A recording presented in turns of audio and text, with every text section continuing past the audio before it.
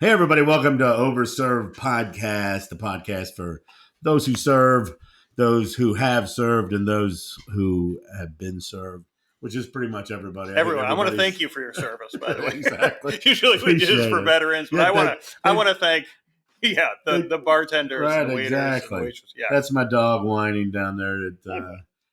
Yeah, they actually had a big thing for me yesterday on the 5 down in San Diego. They did a live fire Oh, they did. military. They shut down the 5, and we bombed. We got some shrapnel on some cars, but other than that, and it was for the served, those who are served. Those who have served. Yes, but yeah, so we need a cemetery like exactly, in Arlington, just people people who've destroyed their liver are allowed to be in there. Those and the people who served them are just like, he stiffed me, fuck this, fuck the number 2. Yeah, we don't quite get the credit. No. Listen, this is going to help. I think but you're served. raising awareness. Yes. You served. I served. Yeah, I served. Would you say I was in the Navy? From the outside, would you say that's thought of as the most drunkest of the the services? I would think so, right? I always say if there's drunk and gay. Those are the two things we had: drunk and gay.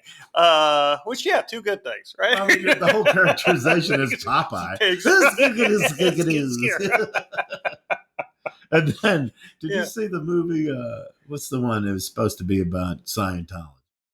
With Master and Commander. Master, I know. No. Yeah, I think it's just called maybe Master. Oh, is it? Right, yeah. And they and Philip Seymour Hoffman and with the hair lip. Yeah, Joaquin. Joaquin Phoenix is making some kind of hooch out of like the oil. Yes.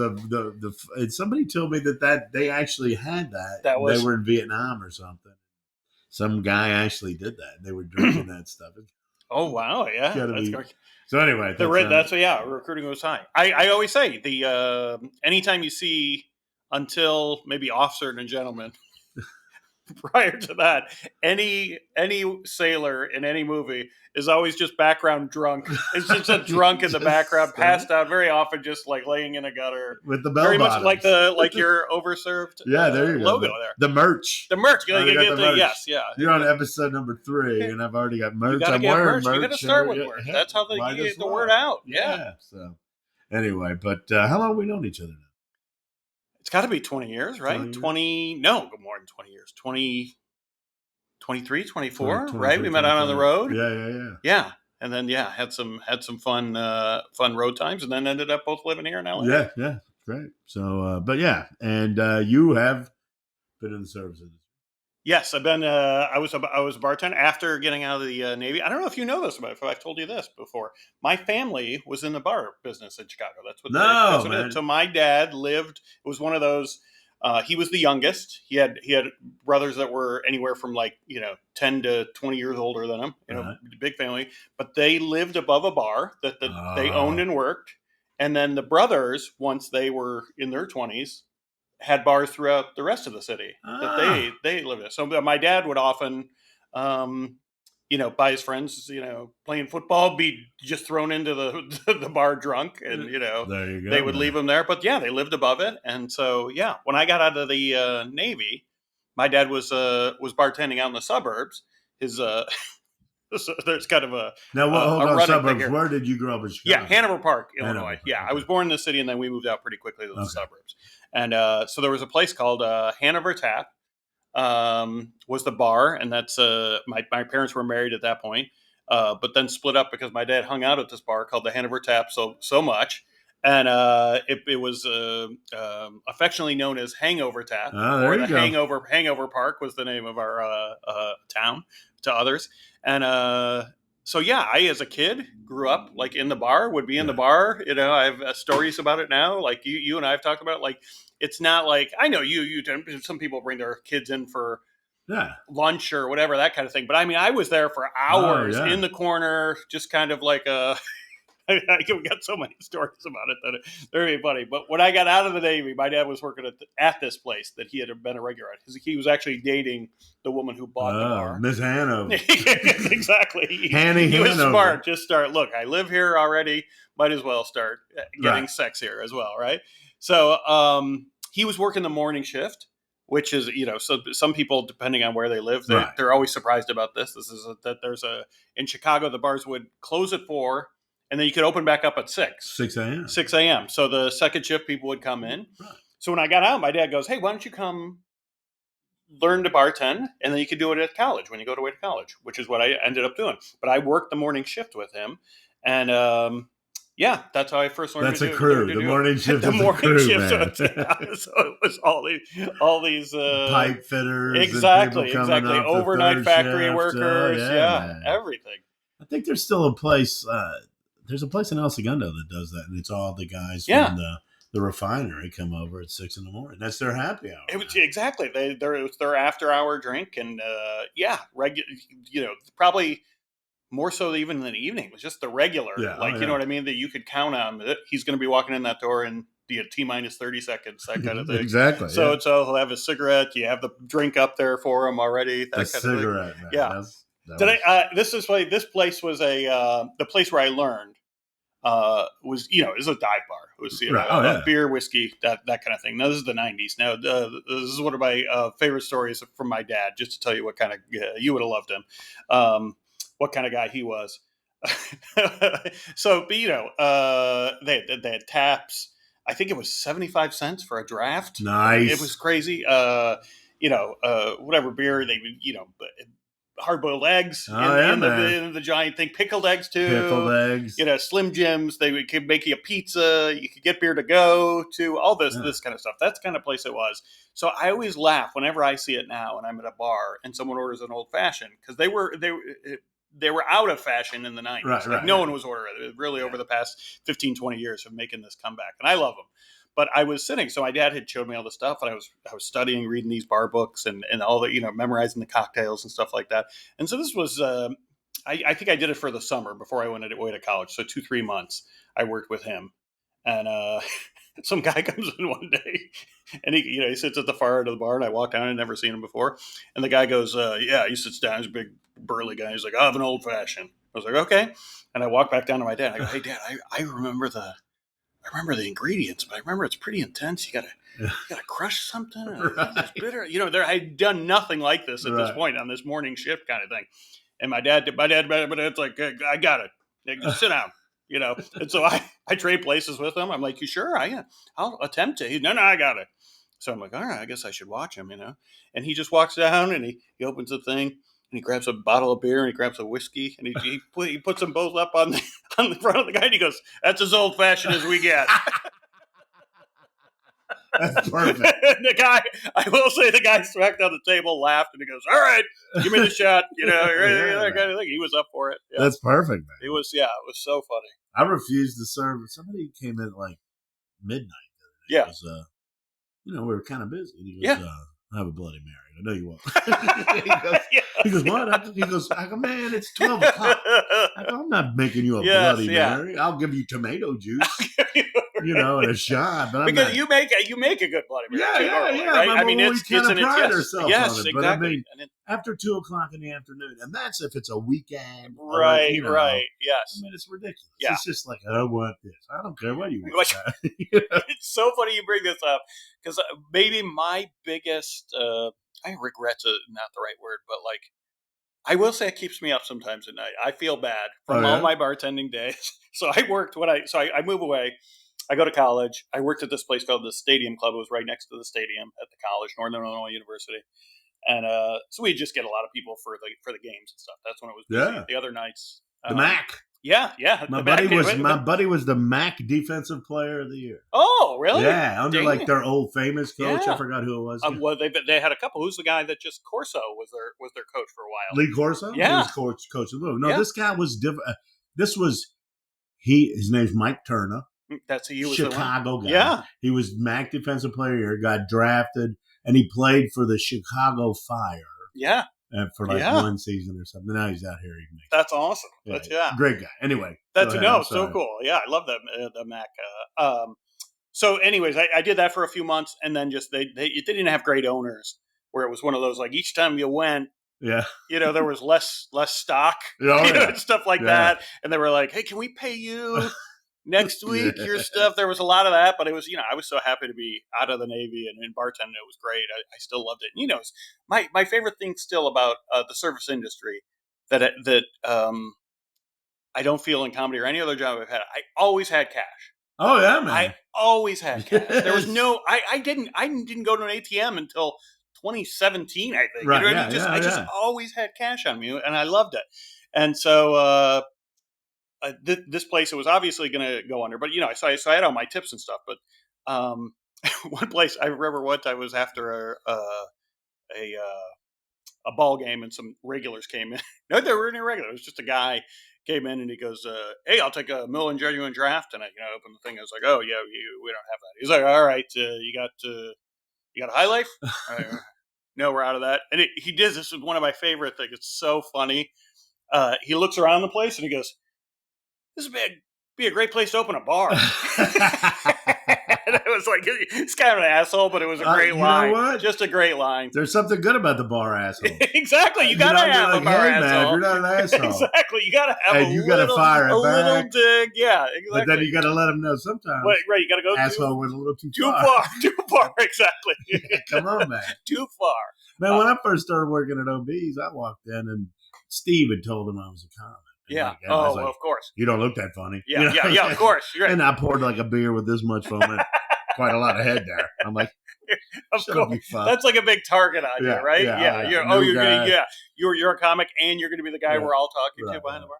Oh, so I was telling you about my regret. Okay, so after that place closed down. I actually showed up. I think it was the day after Christmas or something for my shift, right? And it was closed. And then I was supposed to work the next day. It was closed. They didn't call me. They didn't tell me anything. The place never reopened. So I ended up going to work at this kind of fancier place downtown. It was a nice Mexican restaurant, the kind of place people would like when they come in for homecoming. They bring their parents to, or parents' weekend or whatever.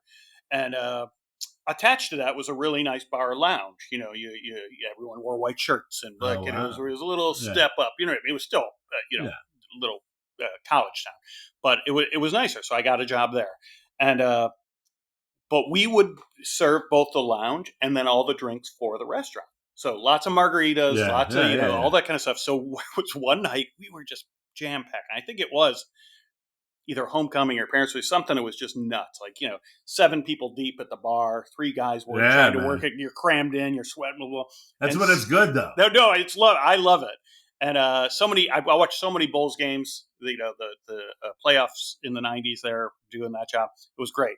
But this was when someone ordered one of these ice cream drinks where it was like you swirled the cup and then 2 different ice creams, and then there was coffee which hadn't been brewing because it's 12 at night, and then there's whipped cream and and this guy came over and he had ordered it, and I remember there's like 29 tickets, and you see this one and it's like Mudsicle, blah, blah, blah. And you're like, you just throw it off to the side. I'm not making that.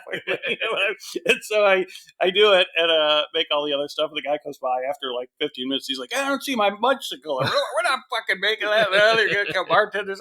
But I do feel bad now. I remember at the end of the night came and everyone tipped out, and he goes, I'm not tipping you out. And I go, what are you talking about? He probably made you, he probably owed me $20 or something for what all the drinks throughout the night. And he goes, you made me look bad with that group. They're not going to tip me. They ordered this thing. If you're not making it, take it off the menu. Right. Or say that to people beforehand. And he had a good point. Yeah. And it still haunts me a little today. I was like, what would have been how should I have handled it? In the moment, I really thought the right thing was to just crumble that ticket and be like, you're not doing me. How dare you order a Mudsicle at this point?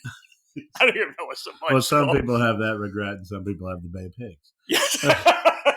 you have I'm haunted by the Mudsicle. Oh my god! I wake up in the night sweating. He served tours in a submarine, and he's haunted by the Mudsicle. Firing those tomahawks, not a second guess. Yeah, man. I don't care where they landed. I didn't make a Mudsicle. No! Oh my god, that's hilarious. The guy that my roommate, Duke, who taught me how to bartend. Yeah. He one night this lady comes in and goes, I want a blended mojito. No, like a blended margarita. He goes, we don't have a blender. She goes, I can see it right there. He just kept going, we don't have a blender. It's the greatest thing I've ever seen. It's the greatest. Deny. Don't have one. Oh my God! You remember how it got resolved? Did you finally just give up? Just walk away. What are you gonna do? What exactly? I what mean, can you do? It's so. Did you like that? Like I was talking about. How many, this was late 90s. So, the second three-peat of the Bulls, I worked every one of those games. It was such a blast. I feel like, people weren't ordering while most of the action's going on. They do it at commercials and stuff like that. So I feel like I was making money. You're packed audience, it's everything. It's so much fun. But I remember a bunch of people like, oh, doesn't it suck? You got to work tonight? I was always excited. No, it's great. I loved the other night watching maybe the greatest performance in Major League Baseball. The Shohei? Yes, yeah. I was at the bar. I was working, and people were going crazy. The only better place would have been to be at the game. At the stadium. Yeah. I mean, because it's an LA bar. Right. And it's, and it's baseball. And it's, I mean, that was incredible. And it's just, I thought the most money I ever made. Yeah. At OB's was, this is, for people who don't know, live in Manhattan Beach, Hermosa Beach. It's where all the Kings live. Yeah, yeah. All the Kings live here, 2 blocks away is, the captain. Kopitar lives 2 blocks from there, so it's a huge hockey. Mm-hmm. The first year that they were in the Stanley Cup, and it was also the World Cup of soccer was going on. Oh, wow, yeah. I mean, I was busy, and I was doing day shifts. Yes, yeah. And I was just people were just throwing money at me, and it was just like, yeah, they're so excited. Yes. It's great, man, Yeah. That's what I mean. I think the opposite. It's like it was so much fun to work those. Oh yeah, man, yeah, of course. And it's you get the one person I don't like it. I don't care. I don't care what you like. It's we're kind of a sports bar. We're kind of a pub. We got the whole the whole game. We got good food and so the sports thing. Like we get the USC crowd. And, I'm not a big USC guy. I don't hate them. But I don't hate them like I hate Duke. Right. But, I don't know.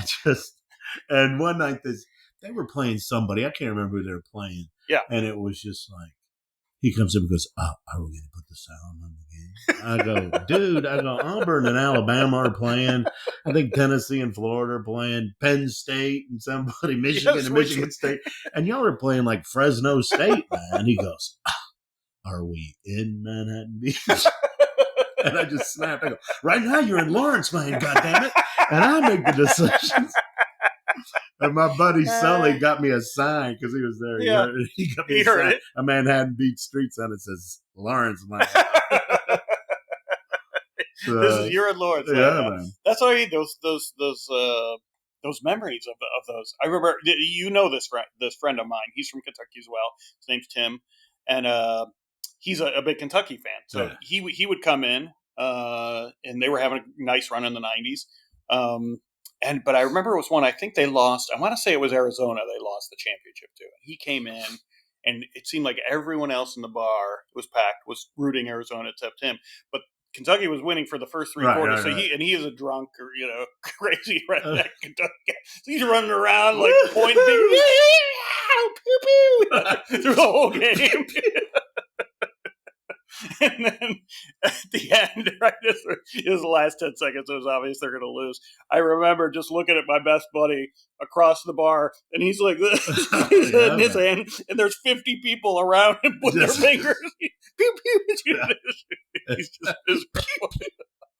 Yeah, man, that's the way it is. I watched 2 of Louisville's national championships in a bar. I was the first one. I was out here the first time I moved to California in 86, and I was driving a mail van. It's like an inner office bank van driving around, and I'm watching that damn Louisville game. Yes, and I watched it in a hotel off of Century Boulevard. Yeah. And I go in, there's all these people in the bar watching it, and I walk in, and they're all like, he's got a Louisville shirt on. They're all like, I got to call my bookie. And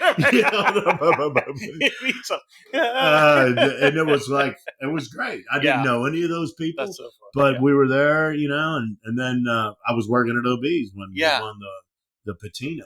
Yeah. And I was out in the middle of Highland flapping my wings going, call.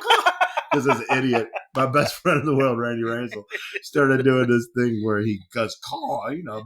A cardinal doesn't make a call. But we go, call. God. And everybody's like, look at that idiot bartender out there running around. Oh man, it's a great place. I mean, the bar is, it's like the internet. It's good and bad. Of course, but don't you think it is? And maybe this is like the internet too, like where you have these friends you may have never met or whatever. Oh yeah, on the internet, and you feel a bond to them. There's an instant camaraderie in a bar. You know what I mean? Where you can walk in and within 5 minutes you feel like, I've never been here, and then 5 minutes later you're like, hey, well, guys, get that guy a beer too. Yeah, exactly. You're down there. Boom. Get that guy. Yes, exactly. I mean, there's something magical about it. And it's a pub. It's a public house. It's where people come. Yeah. Where they, I never put that together. Is that what that is? I think so. I just made that up. All right. We're learning shit. Yeah, I'm the one. It's people. I thought it was short for pubic. It's the pubic house. It's the pubic house. Which is kind of fitting for obese. We get a lot of old people. Let's go this way. I will say this. I always say, listen, do comedy now. If I was told I can't do comedy anymore, which I've been told, but if I listen to those people, I think my favorite job was bartending. Like it's just so much fun. Again, there's it's bad on your body, your neck, your feet, all that kind of your back. You're so wasted after a shift, but just the fun and the stories from it. Now, for a young dorky kid growing up, a little shy, I will say to the pubic house angle of it, I never got laid more than when I was bartending. That was my golden era. Yeah, but you were married the whole time you're doing comedy. Oh, well, that's a good point. Yeah, I thought you were saying I was married the whole time I was bartending. That's why you were getting late so much. You didn't want to go home, so you would fuck anything because you didn't want to go home. That's a good point. Maybe I would feel that same way about comedy had I been a single man. I know that after my divorce, because I didn't cheat when I was on the road, and then I'm like, oh, this is and there's so right. I mean, that's a good point. Yeah. I'll get back if you have me back because I'm a single man now. I like that you brought up the pubes though, because I'm not hating. I got a story. This guy, to remain nameless, was regular, and this hot chick at the bar were nameless, and they walked over the beach together. Yeah, and he comes back up. I'm like, hey man, He goes, I couldn't do it. I go, what? What? He goes, I couldn't do it. I go, what are you talking about? Yeah. You couldn't do it. He goes, I got down there on the beach.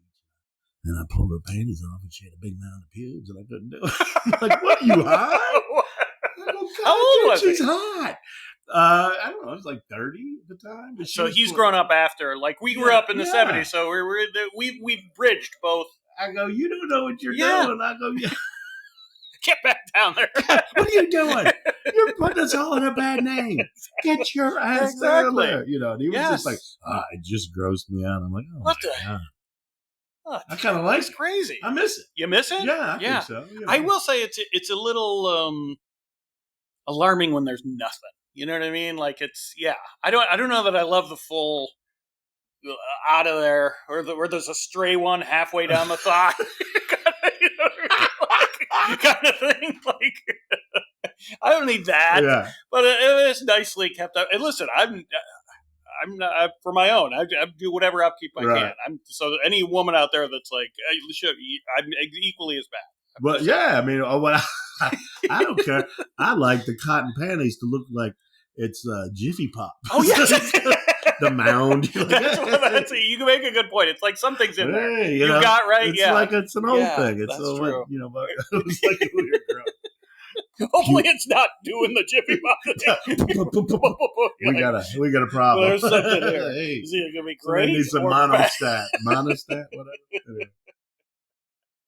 whatever. So you told me a story once. Yeah.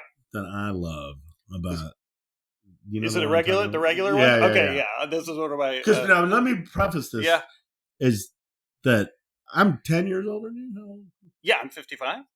I'm 7 years older. Okay. So you're starting to feel the cognitive drop off. Yeah. Oh, geez. Yeah. For a while, it feels like it. But it's enhanced at a bar because go ahead and you're drinking and and all that stuff. So you're always wondering. So I always took pride, like we were talking about those things that haunt you and stick with you. So one of the things that you take pride of is I knew every person who came in probably once. The second time they came in, I remembered what they drank. You know what I mean? If I recognized that person was in 2 weeks ago, I think he had this. Right. Terrible with names. Yeah. Now, again, there's the 4 or 5 people that you talk to endlessly and you become friends with even outside of the bar or whatever. Those are, but there was this guy who would come into our bar. And he was a regular. And I knew what he drank. To this day, I could tell you he drank a Miller Genuine Draft bottle. He didn't like it out of the tap. And a Jack Daniel's shot. Okay? That was always what it did. And he smoked. And this is when you could smoke at bars. So the minute I'd see him coming through, have that bottle up there, the shot, and an ashtray right there at the seat he usually sat on. So this was a college, bar in town that I was in. So he was probably, I was a little older because I was in the Navy, so I was probably 26 or 7 at this point. This guy, I think, was in his early 30s. And so, the wait staff that worked there were all, young girls and, and they're, anywhere from 20 to 22 kind of thing. I think you had to be 21 to serve alcohol, so there probably had to be that age. But anyways, they always thought this guy was kind of creepy because he'd be hanging around and he was, always asking, and he would stay late, there were always, there's all these weird rules, unwritten, right? It's almost like baseball, the unwritten rules.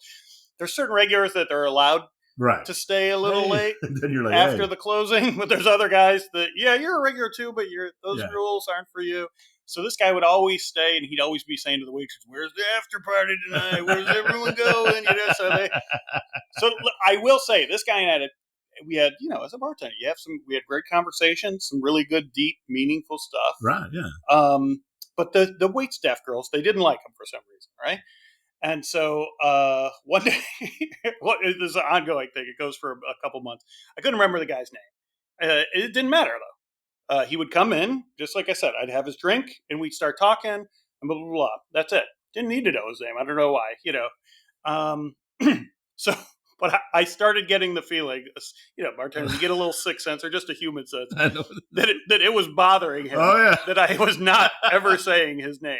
You know what I mean? So he would come in and he would often, right from the door, we had like a revolving door on the way in. He would, as soon as he'd step through, he'd be like, "Steve!" And I'd be like, "Hey, buddy!" And then the next time, "Hey, pal! Hey, big guy. Hey, big guy, chief!" Whatever it would be. "Hey, there's my guy!"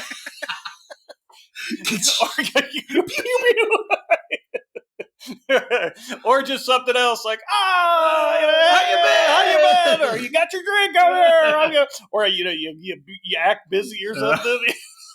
You're on the phone and pick up the phone. Hey, be right there. Just anything to avoid saying the guy's name. And I could tell each time there was a little bit of like suspicion in his eyes. I could feel this unfolding over a month or so. So finally, one day we had these windows that went, you could see the parking spaces out front. And so the guy pulls up and he's getting out of his car and it's like, shit. And like I said, I felt it unfolding for over a few weeks. So this waitress that I kind of had the hots for, Karen, was like, "Oh, hey, Karen, it's this guy, right?" And she like peeks out and she's like, "Oh, I hate this guy. He's so creepy." I was like, "I don't care about that. What's his name? I don't care. What's his name?" And she goes, "I don't know." She's like, "Dave?" She said it like that. And I go, "That doesn't sound confident." Like, Bluto, get out. I'm sorry. I don't care. Right. It doesn't bother me. That's Bluto right there. Hi, Bluto.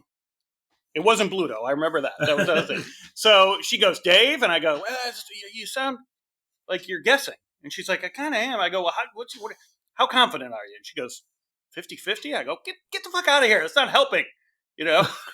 I need 90 or so, right? And so she leaves. He comes in and he goes, "Hey, Steve." And I go, "Hey, buddy." And you can tell he's giving me the look. And he comes, he sits down. I have his stuff up there and pour a shot, and he takes a drink. He lights a cigarette. I'm trying to act busy, And he takes a big drag of his cigarette. He kind of blows a little smoke out in my face a little bit. And he's like, "How long have I been coming here?" And I'm like, "Huh?" He goes, how long have I been coming here? I go, a couple of years, right? And he goes, how many great talks we have? Yeah, fantastic. I'm a regular, right? I'm like, yeah. Where are you getting at? I'm playing dumb. Like, where's this going? What are you talking about? Right? And you knew. Yeah, exactly. I'm good at playing dumb. And he goes, I come in here all this time, a regular. Don't I tip you well? Yeah, of course. What are we doing? And I go, is everything all right? He goes, you don't remember my name. I go, what? Of course, you got to act like you're, right. That I've been, hurt. He's like, you don't remember my name. Yeah, exactly. How dare you suggest? And he's like, yeah. He takes another drag. He's like, yeah, you've been coming here. You even said my name. You don't remember my name. I go, what are you talking about? He goes, what's my name? And I go, Dave. And he goes, oh, okay. I'm sorry. So the great justice in life is that he was right, I was wrong, but I made him feel bad for something he was right about. Good, yeah. Just on a 50-50 gamble. So of course I think I bought Karen a shot for being right later. But, and then you could go. Then you had the right not to let him stay after. Yeah, like Dave. Well, come on, you didn't trust me. You didn't trust me. I thought we had something here. I thought, I was thinking about having you over for Christmas. Maybe offering you a game. Maybe what it is. From Steve to Buddy. Hey, pal. Hey, pal. Merry Christmas. Quit licking my leg, boy. God damn it. This is the problem of doing a podcast. That's all right. This is the podcast mascot, right? Yeah, you got to have one of those. Bluto. Well, that's just the statue up there. Oh, yeah. My friend Robert and Deborah, they gave me that boxer. There he goes, back out of it. They gave me that boxer. His dad was a bartender. Oh, yeah. Robert's in Brooklyn. I mean, how cool would that be to be a bartender in Brooklyn? Yeah. Back when, because Robert's a few years older than me. And he grew up in a one bedroom apartment in Brooklyn, and his dad, he would go see there's like, he goes down to the bar and see his dad at the bar. Yeah. One time he used to come in, they live in Oregon. He was a big shoe executive, real successful. That's what I mean. Man, I'd love it. It was so magical. Have you ever heard? I don't want to perform for you, but it's in my comedy career. It's maybe on my own my favorite joke I've written, just because of some of the little intricacies about it. But it's probably the most most of my jokes are just you think of something funny or something funny happens, but they're not like the storytelling kind of things that have taken over now. Yeah. And this one is a little bit that, but it's about when I was a kid, my dad would really take me to the bar. And, people hear that a lot of times now and they're like, what? You go to a bar? And again, it wasn't just like he'd go in, there was no food served besides those eggs we were talking about. Hershey's, bar, a Slim Jim or something. I'd have a Coke and he'd be like, sit over there. Some Lance peanuts. Yes, exactly. So in the joke, I say the guys, I loved it. You guys are all moaning, but I loved it. The guys hanging out with, they'd be totally cool to me. I was a little kid. They pat me on the back. They flip me a quarter. Like, go play some pinball, kid. And they give me a little wink. And the wink made me feel like I was one of the guys. One of the men. Felt good about myself. I always thought, when I grow up, I want to be that kind of guy, Wink at a kid and make him feel good about himself. Times have changed. Yes. You cannot wink at a kid and make him feel good about himself. Laws have changed, right? Juries, everything. Oh my god! And so I just realized, then you have to explain it. You're like, look, he was just a cute kid. Not cute. No. I was just going to give him a quarter. It's going to make sense. Let me explain. Men used to do it to me when I was a kid. So there's no explaining it. Yeah. So, but it really was. I look back on that so fondly. I remember, just being a little kid. I don't know what I just learned this that it's from. Do you know the song "Send in the Clowns"? Yeah. Do you know where it's from? Any guess? I mean, I didn't know the history. I actually think I thought who sings "Don't It Make Your Brown Eyes Blue"? Was that Crystal Gale? Crystal Gale. Did she do a version of it? That's I kind of remember. Anyways, it was like it was in a Broadway play. Right, I didn't know that. I don't know which one. And so I just learned it was a Broadway play. I just kind of remember it being around. And so I don't know if it was like one of those variety shows like Carol Burnett or the Mandrell Sisters or something. I was a little kid. Mandrell Sisters. But they did a version. The dumb hot ones. I mean, they were all kind narrow of hot. it down. Yeah, they were all kind of hot, but the dumb one. I wonder if she's probably really like she's right, she's smarter than us. Yes, of course. Yes, yeah. But, she remembers people's names. Exactly. But anyways, that song was relatively like played a lot in the 70s. As a little kid, you're like, oh, clowns, oh, you're right. So it was on the jukebox at this bar, the Hangover Tap. But I was a little kid, but I remember playing it, and then like my dad, whatever, I go in the court, go have a Coke, blah blah blah, just leave me while I'm drinking, blah blah. And then I think I went to go play it again. I was going to play Send in the Clouds. He grabbed me. He's like, once, there's a bunch of people in here. A bunch of men trying to get drunk. They don't want to hear Send in the Clowns multiple times. Don't bother, they're here. You can just imagine. What is with your kid, Bill? What is with this kid? Get this kid out. Jesus Christ. Leave the kid at home. Give me my tag. That's exactly it. Driving people out. Dear Wally, you are not allowed anymore because your kid is, making everyone sad. My dad would take us not to the bar. He didn't go to the bar that much. But we would go. See, my dad loved music, and we would go to these bars where people played bluegrass music. Oh yeah, my dad ran with all the bluegrass guys. He did the artwork on all their albums and stuff.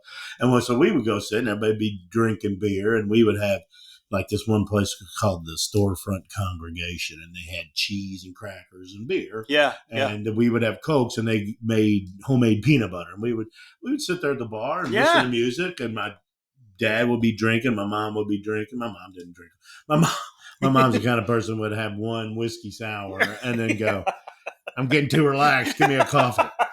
Smoke a bomb and a Pall Mall, anyway. But yeah, so like a couple times Cash brings in, he'll come in late with the kids, and they're out walking around because he's been gone, and he comes back.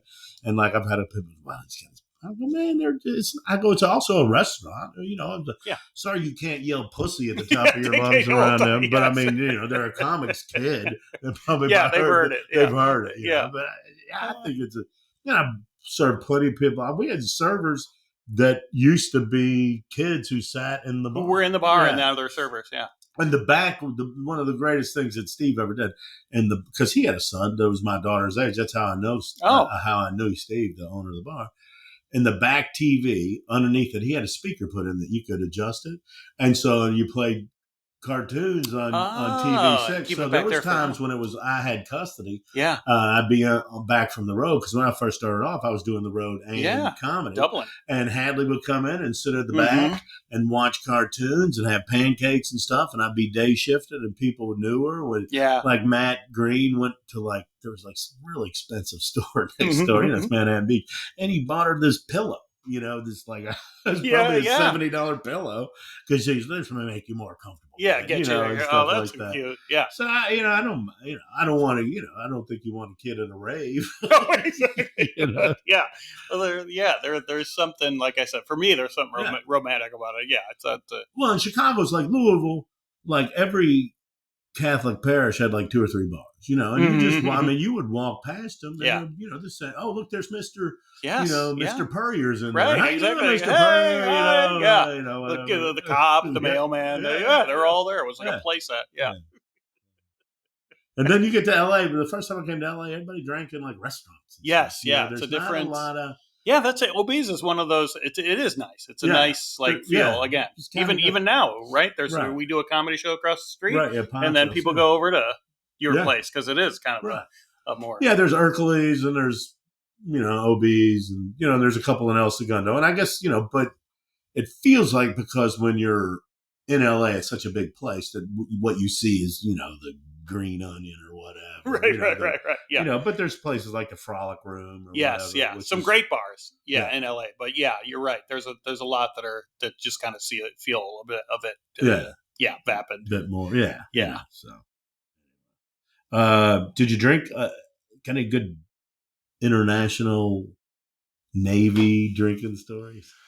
I mean, multiple times. There's that we were just talking about that camaraderie. There's the same kind of thing that there's also the you probably see it at OBs where there's two different teams playing and there's two different groups from that team and they hate each other and all of a sudden like these people have never met but they have a real hatred. They're willing to go to jail to do something. So there's a lot in the Navy. So many times like you're in a bar or someone and they're Marines in there or Air Force or Army guys and you get into some big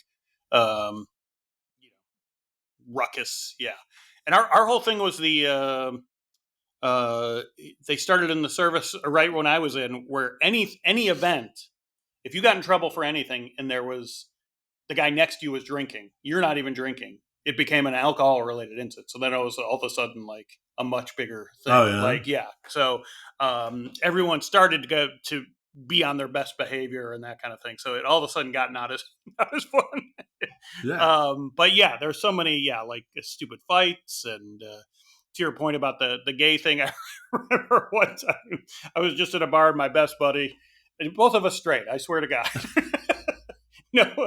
Thanks for that. No gay thoughts whatsoever. But we're arguing with some Marines or something. Of course, they're like, "You gay?" Probably used worse words or whatever. Yeah. And my buddy just leaned over and gave me a big old kiss on the lips, and then I flipped it. And I'm off. Like, let's just. That's perfect, man. It was like, screw you. Man, just fucking great. How'd the showing go? The which one? The showing for your movie. Oh we had a screen for it. Yeah, it was nice to good. We had not as like the big time when we had it and premiered it years ago and we're showing it across the country, but it was nice. It was like got invited back up to the Bay Area to do a screening of it. And it was nice. Got a nice 40 people come out and on Tuesday it was nice. They were also showing Tron Ares.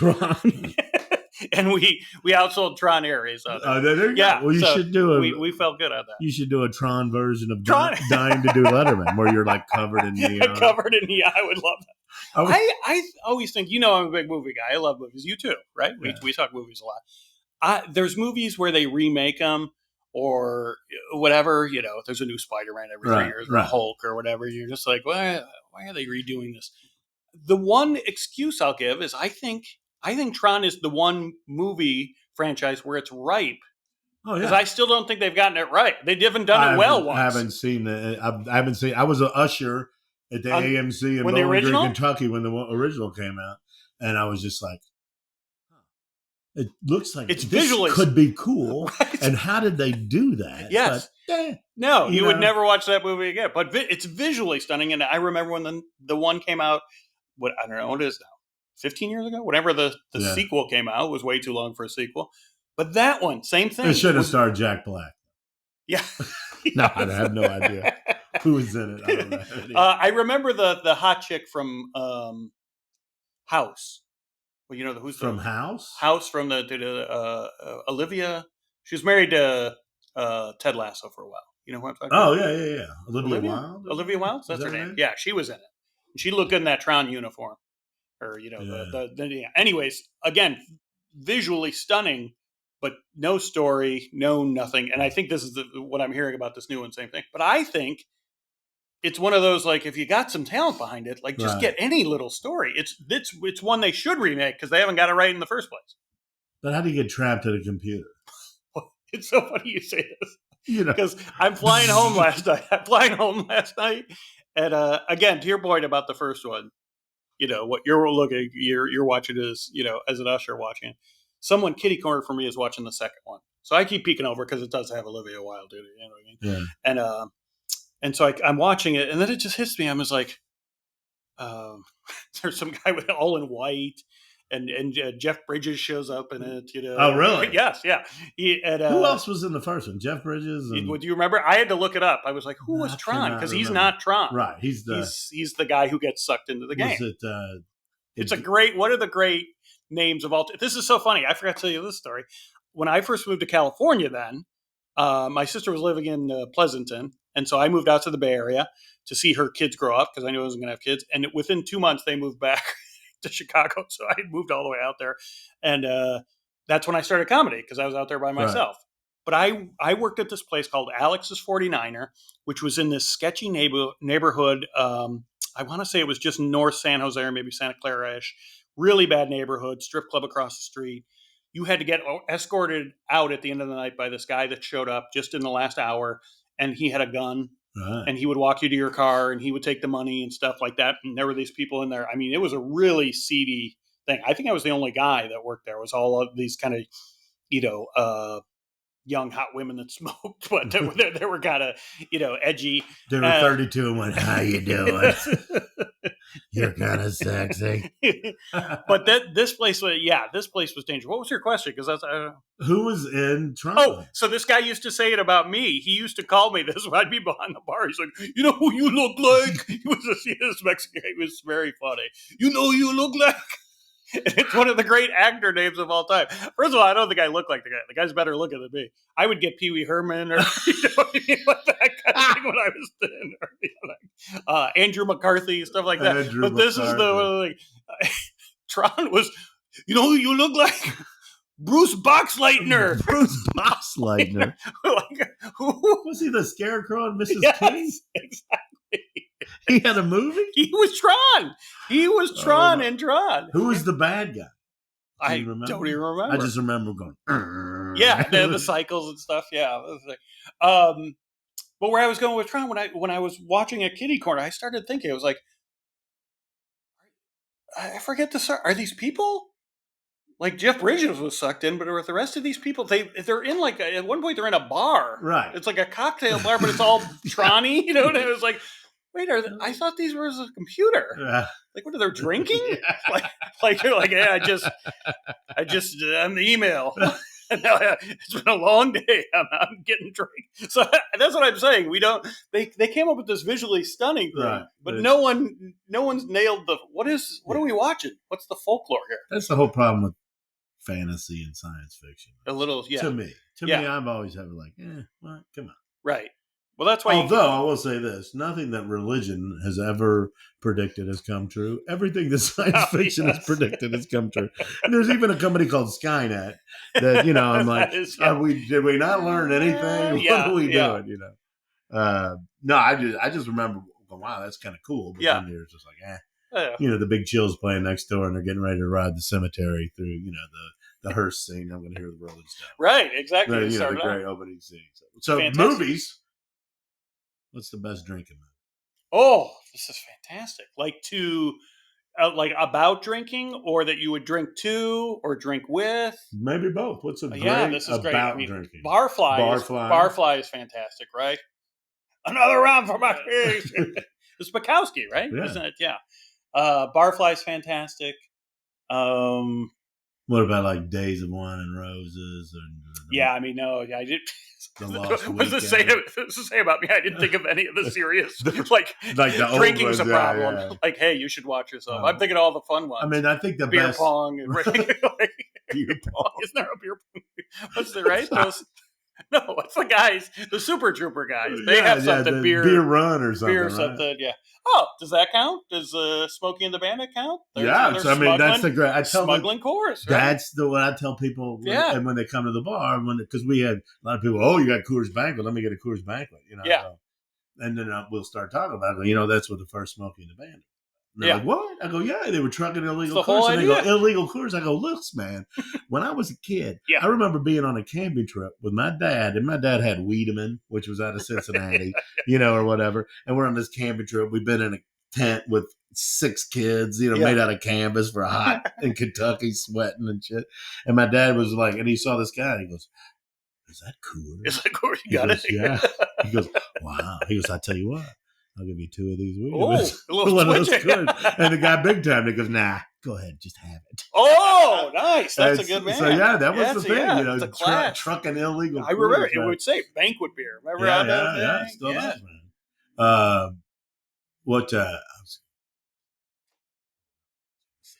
What's another good drinking movie? Yeah, like I said. Obviously, Leaving Las Vegas. Oh, yeah. But I think, to me, the best that just shows the bad part of drinking is Elizabeth Taylor and Richard Burton. Oh, geez. Who's Afraid of Virginia Who's Woolf? Afraid of Virginia Oh, my Woolf? gosh. Jesus Christ. Wow. You just like... Like, if you don't feel, drained just after that movie, you're apart. just like, what did I just experience? The back and the forth. Oh, and my God. you feel like the couple, right? Oh, yeah, with exactly, them. yeah. It's just... Yeah, that's just a great unreal, one. Unreal. All right, here we go. Flash-wise, I didn't even think. Of course, there's the ones like Coyote Ugly, Cocktail, right? Cocktail, right? Cocktail, Jamaica. When you think about it. Cocktail, probably like Top Gun. Yeah. Right? Inspired how many bartenders? Right, yeah. And that's me. I'm a big Flash bartender. I'm allergic to Tom Cruise. Sorry. I spin bottles. You do it all. Oh, yeah. By the way, have you ever recited a poem? One of my he lived across the street. One of my great stories is how I became friends with Ozzy, who's a liquor salesman. Lived across the street. Lived in that house right there. Right there. Same house since 1968. He moved here from some town in Illinois, and he was supposed to move into the Strand, and he got down there, and they didn't have any power. The power's been off for a couple of weeks, but we're going to get it turned on. And they knew the guy that lived in that house, and he walked up, and he goes, "These assholes, I moved out here. They don't have power. Can I stay at your house?" He goes, "Yeah, my roommate's getting ready to move out." And he said the first week he slept on a door between two sawhorses. That was his bed. And then he ended up buying the place, and he died there a couple of years ago. Holy cow. He lived there the whole time. Anyway, I'm sitting, day shift partner, and I've got this thing out, and he goes, "What do you do?" Called me kid. I'm like, "Hey, there you go." And he goes, I go, "I'm trying to learn a poem." He goes, "What?" I go, "I'm trying to learn this poem, Death of a Ball Turret Gunner." He goes, "Why are you trying to learn a poem?" I go, "Well, I just think that everybody ought to know a poem." I think this is and that's kind of a manly poem, and I liked it when I was in. It's the only thing I remember from English class when I was a junior. And he goes, "Huh, that's great."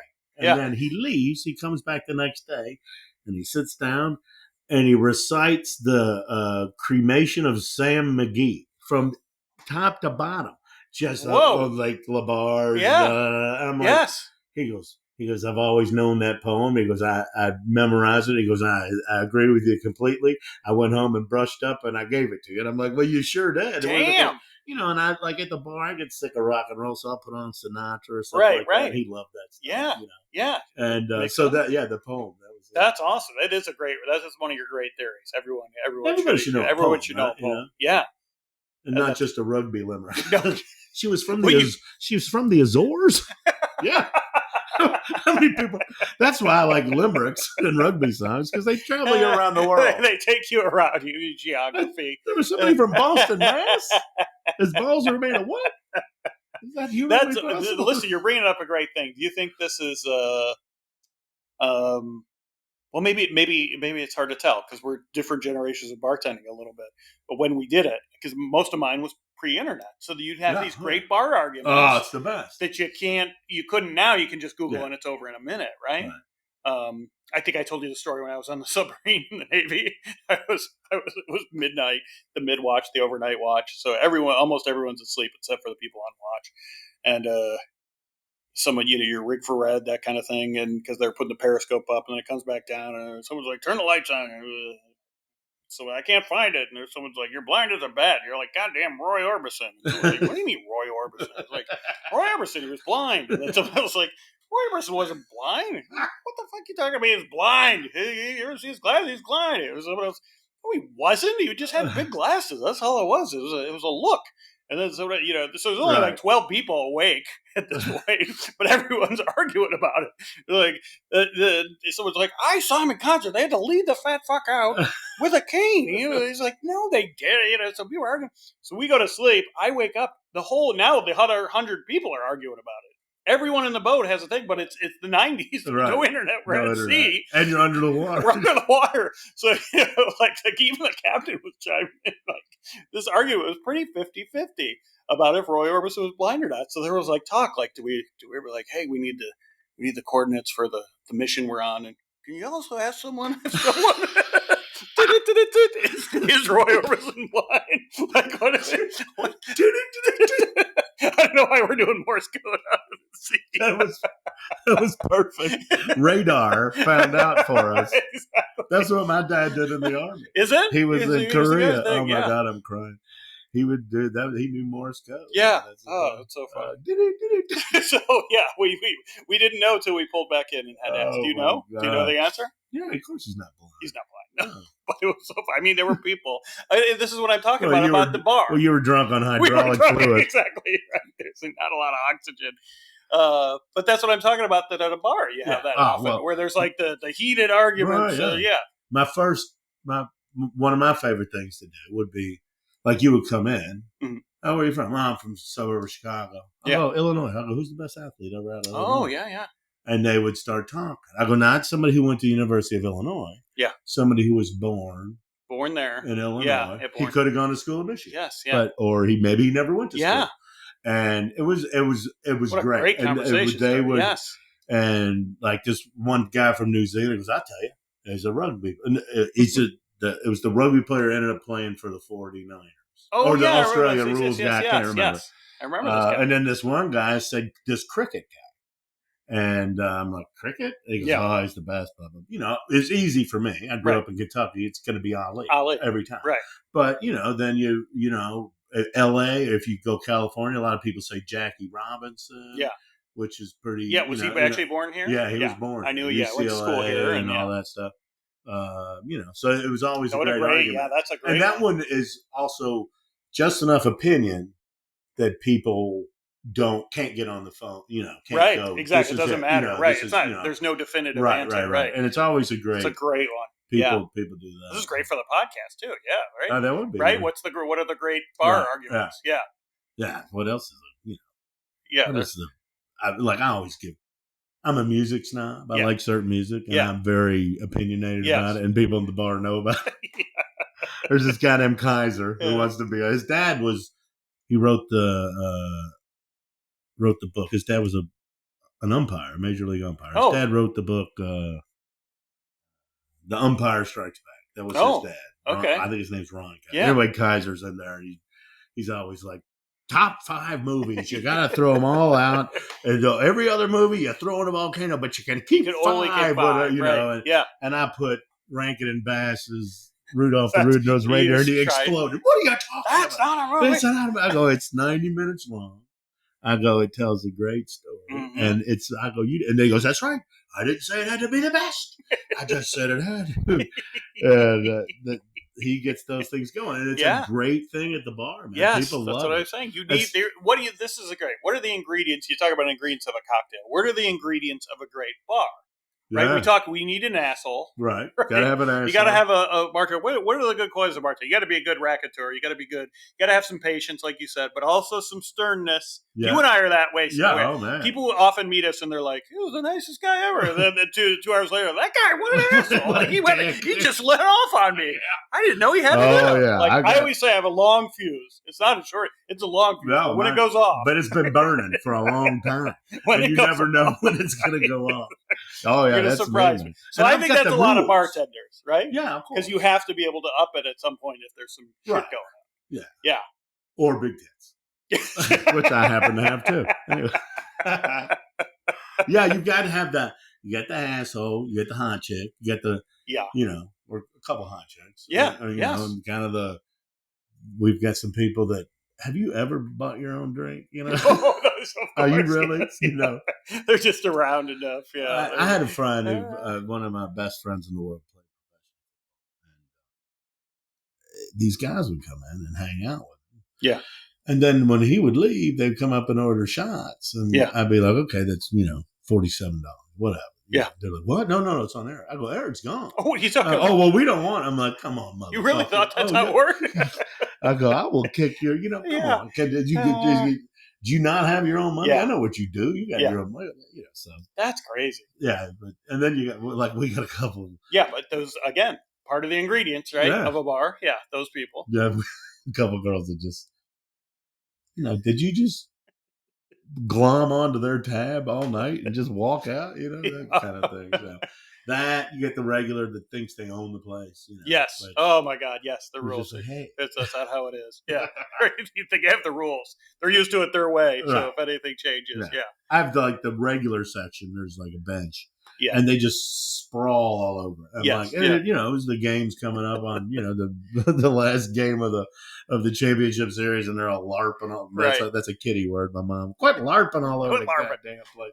Not live action role play. I go, hey, you need to get together and get on a table. Well, I live here. I'm like, I don't care. I spend enough money. I'll do what I want. No, you don't. No, right. Well, that's exactly it. They think they're right. Yeah. How much money? So what does that have to do with it? Right, yeah, you think you own the place. Do you know Bert Haas? Yes. Okay. Of course. Yeah. The greatest story I've ever heard. Yeah. Booker. Yeah. The greatest story I've ever heard. The main room, the old room down on Northwell. Yeah. Big, looks like a big submarine. Yeah. Big and long, and it's back when smoking was okay. And there's a guy sitting there in the non-smoking section, leaning back. Yes, yeah. Into the smoking a dart into the smoking section, and he's puffing straight up in the air. And Bert gets sick of it. And I was not there, but this is a story I heard, and I hope it's true. He walked in, because Bert. Yeah. He walks over, and the guy's leaning back, and he just takes the cigarette out of his hand and drops it in the guy's drink and takes the drink off the table. And the guy turns out like some salesman from, I don't know what, Archer Daniels Midland or something, And he goes, hey, pal, what the heck? He goes, it's a no smoking section. He goes, I spent $300 in here tonight. And Bert looks at him and goes, if you spend $600, doesn't mean you can kill a waitress. Walked away. And like I said, I heard that story. I don't know if it's true, but I hope it is. I hope so too. What a great line. What a great line. So tell them about, because we're getting ready to go. Yeah. I mentioned the movie. If you want to check out the movie, it's called Dying to Do Letterman. It's about a while ago, 2005, a young man. Me. It's a documentary. Right. If I've made that clear. I get diagnosed with cancer and get a worst case scenario, 5 years to live. I'm here. We are. 20 years later. Thank God. Yes, very lucky. But it's about what I decided to spend the next 5 years. If I only had 5 years, and it was chasing my dream to get on the David Letterman show. So even if you haven't enjoyed me here on the podcast, it's got Ray Romano, Jim Gaffigan, other comedians in it, Kevin Nealon. It's funny, inspiring. Yeah, it's people seem to like it. Yeah. So if you're into comedy or any of those things, Amazon, I think you can stream it. Yeah. Dying to put in Dying to Do Letterman, it'll pop up somewhere. Yeah. And where are you going? What am I doing? Where am I working? This weekend, if it's out, I'll be in Oregon doing kind of a bar restaurant. I can't even think of what the name of the place is. It won't be out. Yeah, that's right. Come see me back. We've had some technical difficulties. And then you can see me on some cruise ships and but usually back in I go to the Bay Area and Chicago a lot for comedy, and then here in LA. Cool. So those are my haunts. Well, I love you, man. You can see me drink. I love you. Yeah, and you can see me drinking anytime. Come up to OB's and we'll sling some liquor. Sometimes you work. Are you going to Poncho's tonight? Dan, I think so. Yeah, I think you're going to pop out. Yeah, I'm going to pop out. Pop out and have a drink. By the way, I don't know if this is which episode this ends up being by where it drops. I know sometimes you hold on to stuff for religious reasons, and yes. But can I be 86 from the show? Can I be kicked off? Yes. Yeah. First. Hold on. You want to do a shot first? Oh yeah, let's do it. Fantastic. What do you like? By the way, I forgot. I was going to ask you this. Is there something you hate with these regulars? It's often a regular, but also people who just come in. Do you hate when someone reaches over your bar? The worst. I hate when the waitresses come behind the bar. Oh yeah. They go, don't come back to the bar. Yeah. And and then sometimes I'll let them, and then you let her. I'm big, man, and there's only so much space, and I'm bumping into you just know your thing. Yeah. And they come in, and they'll like get their own change out of the register, and I'm like, hey man, if that's wrong, then I get yelled at. You don't get right. So I don't like when they come behind the bar. Just. Yeah. I should say today when you be serving the whole LARPing. I don't like the LARPers. Just come on, man. Take a table. Word. Yeah. Take a table. That's and what you don't need to, if there's nobody here, but once people start coming in, when it gets busy, have a little, self-awareness where you are. I just love that when you'd be working one and you're busy. Or you just have the corner of your eye, see someone like leaning halfway over your head, grabbing cherries out of the thing or something. The other day, Navy pilot Oski, call sign Oski. I see him turning the stereo up. I'm like, I was so pissed. I go, hey! He goes, I'm sorry, Lawrence. I know you don't like that. And I hate Journey. I'm very much like, I don't want, will you play? No. I got it perked out. I know most people like when I play. Sometimes, like Kaiser I was talking about earlier. It's like, put on Rush. I go, what? So you can get your 20-sided dice and go in the basement with your little nerd friends? Fuck Rush, And I know they're touring again. I hate Journey. I won't play Journey. So funny. One night, New Year's Eve, this guy comes. I mean, we're not a New Year's Eve bar. Right. It's not yet, but. And he's sitting there and goes, I'll put on like Waylon Jennings. Sure, but I don't want to hear Jason Aldean or whoever. He goes, look, I'll give you $200. I go, sold. And I put down country music, this song you want. And I'm just letting it play. And then this guy comes over and goes, damn, I hate country music. He goes, that guy gave me $200. Man, can't we put on some rock and roll? I go, you give me 201, I will put on. Did he do a collection? And he was like, I'm not giving you 201. I go, well, he gave me 200. I would be a welcher if I was like, have to. I go, if you outbid man of my word. That's the way it goes, man. So, all right, let's do a shot. Let's do it. I'm a bourbon guy. Let's do a little Knob Creek. Oh, there we go. All right. I want to get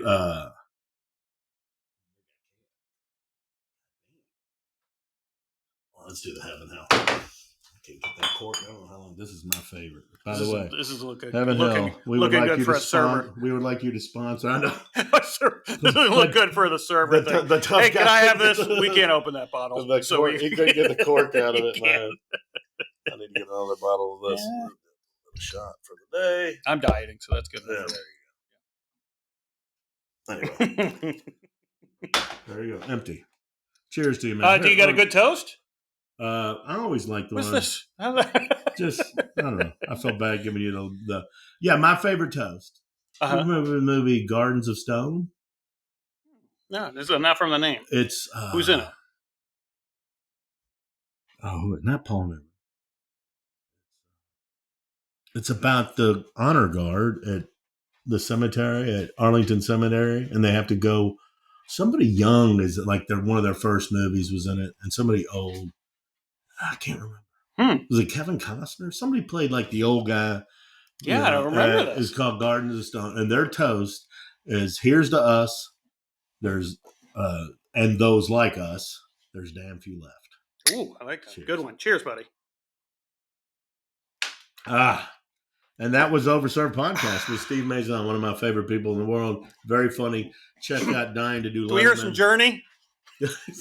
Kick me out of here. Fucking get out of here. Fuck this I'm way. so tired of your shit. Fuck this bullshit. God damn it. Never coming back. I don't blame you.